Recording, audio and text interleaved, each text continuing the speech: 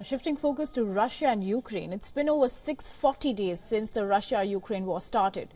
But for the people of Donbass and eastern Ukraine, the war has been going on for long. Since Russia annexed Crimea in 2014, the region of Donetsk and Luhansk regions have been under Russia's control.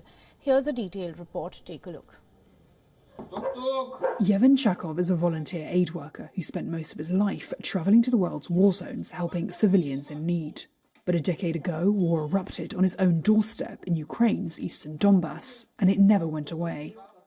As 2024 approaches, it's a reminder that for millions in eastern Ukraine, the conflict has rumbled on since 2014, long before Russia's full-scale invasion in February last year grabbed the world's attention. I'm staying here because I feel responsible for the people here in this region. Right now, I think it makes the most sense to help my own people.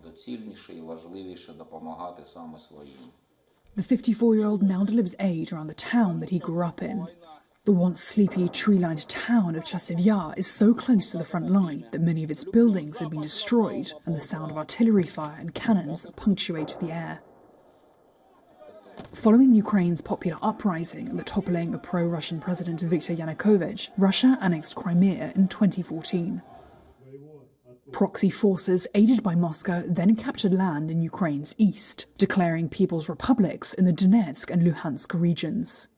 Yevhen says that when the war broke out in 2014, many doubted Ukraine and its military capability. He says all that changed in February 2022. When the full-scale invasion started, I was so surprised by the patriotism. It's not that I wasn't ready for it, but still, I didn't think thousands of people would join territorial defense units. But, he says, the optimism is fading. I am currently pessimistic, although a year ago I was optimistic, because I see the actual price we pay. And, I apologise if this doesn't sound patriotic, but I measure the price of every liberated square metre by the tens, hundreds or thousands of lives that were lost for it. The UN Human Rights Office has estimated that more than 14,000 military personnel and civilians have been killed in eastern Ukraine between early April 2014 and the end of 2021.